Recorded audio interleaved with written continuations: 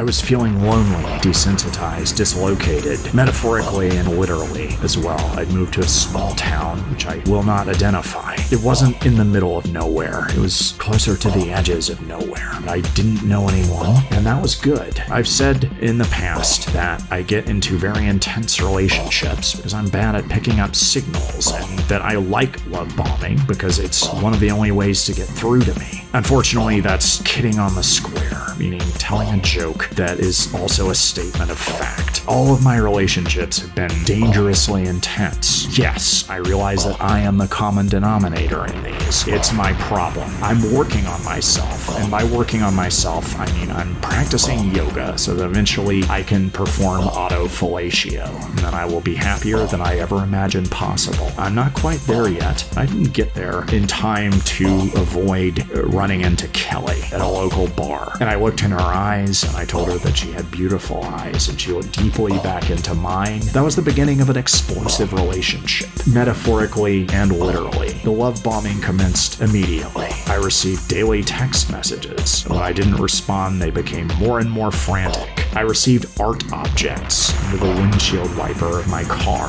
I was basically kidnapped several times and taken to a local truck stop in the middle of the night, Kelly's hangout, where we consumed trucker speed and drank coffee, which only escalated the intensity of our relationship. The sex was indescribable, violently passionate. We were the best lovers and haters we'd ever had. It was quite insane. The whole thing was quite insane, and it became too much. It became too intense. My avoidant behaviors kicked in. I distanced myself, which led to love bombing in the literal sense. Bombs began to go off in and around my domicile, near my workplace, and other parts of the city that my routines would have predicted that I would have been in, but that I'd been thoughtful enough to avoid. I recalled a line from the late rapper, the notorious B.I.G. What's beef? Beef is when you make your enemies start your Jeep. This occurred to me one morning when I was on my way to work and I was about to get in my Honda Civic. On the way out of my home, I ran into one of my neighbors who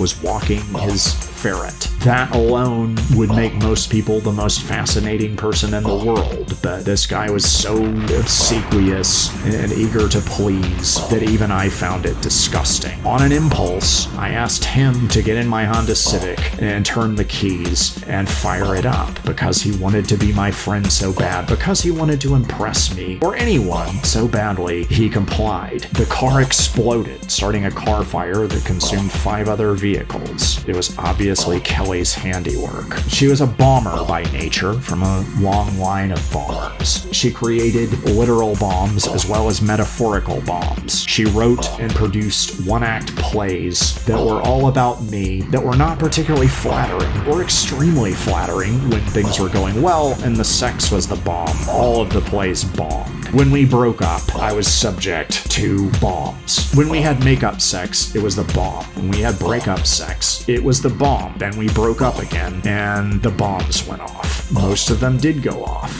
A few of them were defused by the local bomb squad, which consisted of one person, Bomb Squad Julie. Again, this was a small town. Julie wore her hair in a buzz cut and was all business, somewhat gruff. She didn't seem to like me very much at first, which was kind of a relief after all this. But we got to know each other very well, including details of our lives. She got to know the most embarrassing detail of my life, which was my on-again, off-again relationship with a woman who was in the habit of trying to blow me up, and often accidentally blowing up people close to me. I was learning not to care about anyone, because as soon as I invested in a friendship or tried to start an escape pod relationship, I would lose that person in a bombing, almost inevitably. You could set your watch by it, or a timer on a bomb. Bomb Squad Julie got to know all about this. Much as I was teaching myself to be desensitized, she was of a cynical bent, and we bonded over that. And one day, after she was done defusing a bomb, she wiped the sweat from her brow and took off her glasses. I looked directly into her eyes, piercing green eyes. I said, "You have the most beautiful eyes I've ever seen. You have eclipsed the woman that's been trying to blow me up, the previous record holder for beautiful eyes. And now I'm not interested in her anymore. I'm I'm interested in you, the new queen of eyes. We had incredible sex at that point. Green eyes are associated with a high tolerance for pain. It was so good that we did not hear the airplane. We didn't notice the falling bombs. The explosions were of a piece with the explosive sex that we were having. I provided her with cascading orgasms. I came inside of her because why not?